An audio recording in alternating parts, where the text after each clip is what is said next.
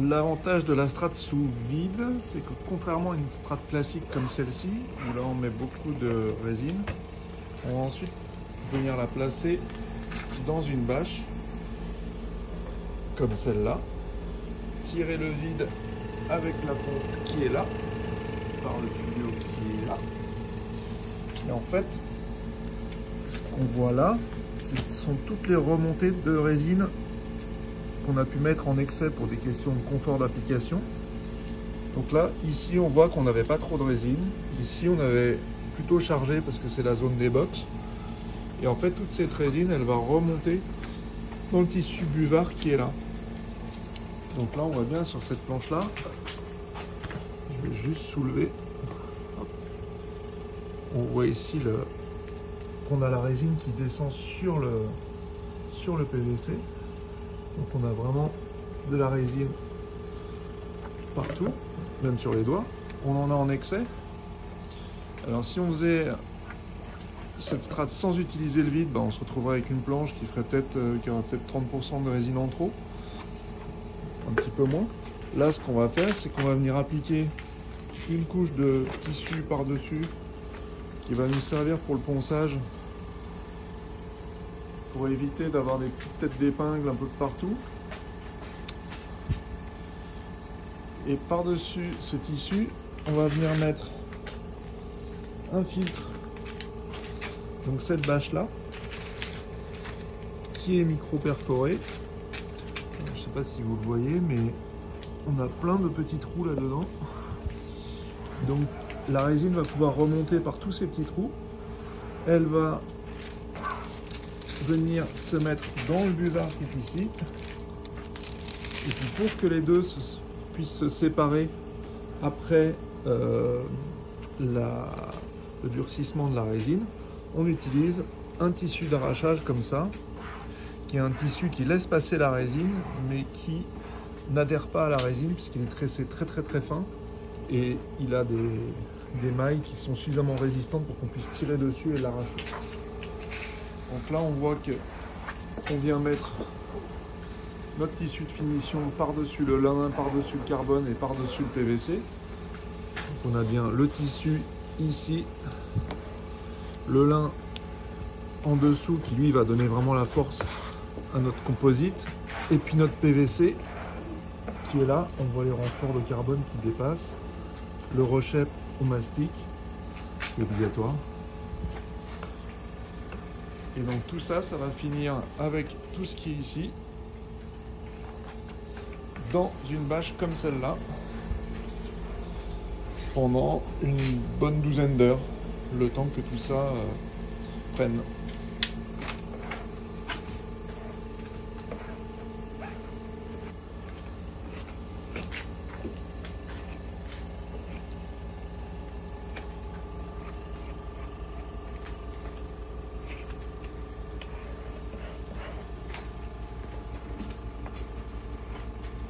Là on rabat les rails. Notre tissu de finition il est assez peu imprégné pour l'instant, mais il n'y a pas besoin de rajouter plus de résine que ça. De toute façon la résine va, par le vide, elle va remonter et elle va venir humidifier tout ça.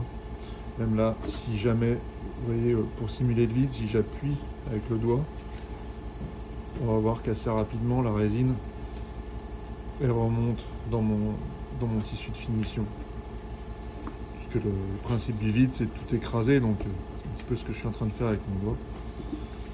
Mais évidemment le vide le fait de manière homogène sur toute la planche, et de toute façon la fibre n'aime pas rester sèche, donc elle va forcément venir aspirer la résine qu'il y a à côté. Alors, tout est une question de dosage, il ne faut pas qu'il en manque non plus.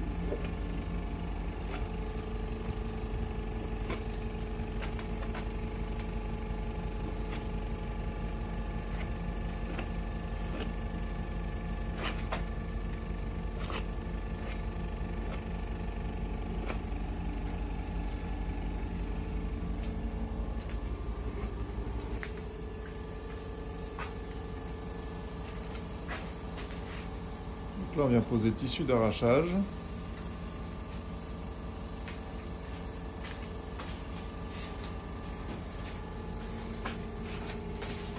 tendre correctement pour pas qu'il frippe.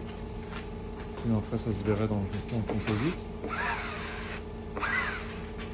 Donc là on voit directement la résine déjà qui commence à remonter dedans.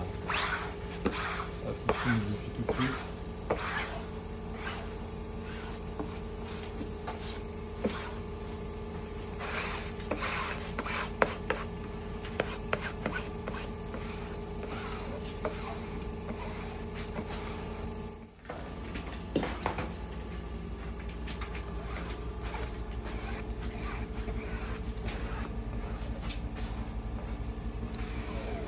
Donc c'est ce tissu là qui va nous permettre de venir décrocher tout l'excédent de résine qui sera dans le buvard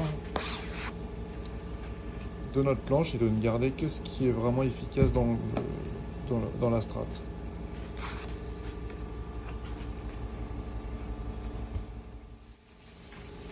Ensuite on pose le micro perforé qui va doser la quantité de résine qui remonte. Si on ne met pas cette matière là, on va se retrouver avec trop de résine absorbée par le buvard, on va avoir des zones sèches qu'il faudra combler avec le haut de côte ultérieur, donc faire et défaire c'est pas la solution. Et le buvard que je vais vous montrer en détail. C'est une feutrine qui est assez épaisse. Et donc tous les petits trous qui sont là laissent remonter la résine depuis le composite qui est là. Hop. Le tissu d'arrassage qui lui est ici. Donc là, ce qui est en train de faire Beryl, c'est qu'il est en train de venir tout fixer pour ensuite glisser l'ensemble dans la bâche comme ceci.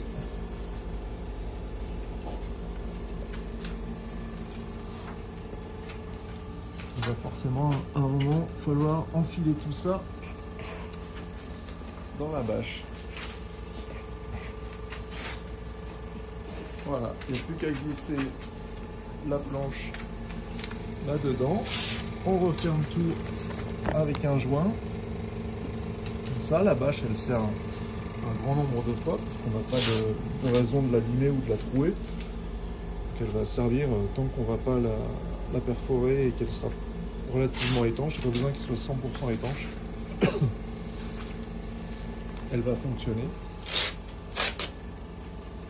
Voilà comment ça fonctionne pour faire vos planches les plus solides possibles et les plus légères possibles.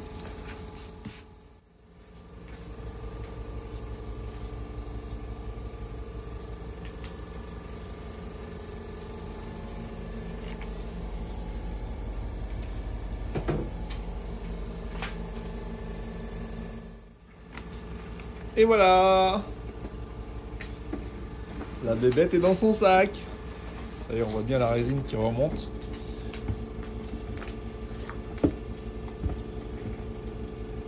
Par les petits trous dans le buvard. On voit bien qu'on en a moins d'excédent de résine sur l'avant que sur la zone de boxe. Encore une fois, on renforce la zone de boxe en mettant un petit poil trop, histoire d'être sûr du coup.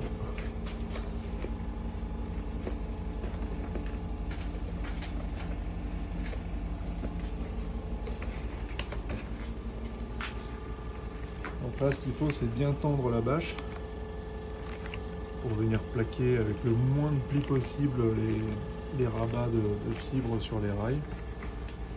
Puis tendre l'ensemble pour pas avoir d'effet de fibres froupées.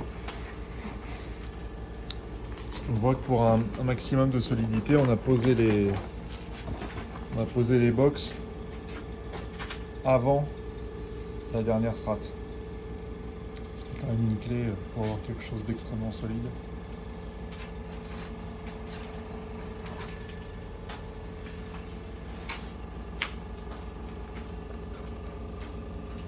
Voilà, toute la bâche est tendue. Ça tire vraiment très très fort, hein. Là sur cette planche là on doit avoir à peu près 500 kg de pression. Une toute petite planche. mais c'est quand même considérable.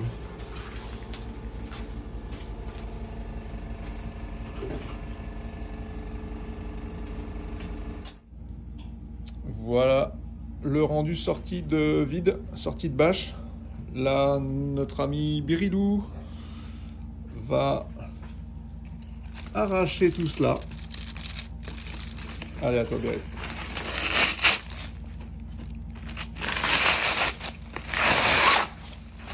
Le tissu d'arrachage permet de bien ressortir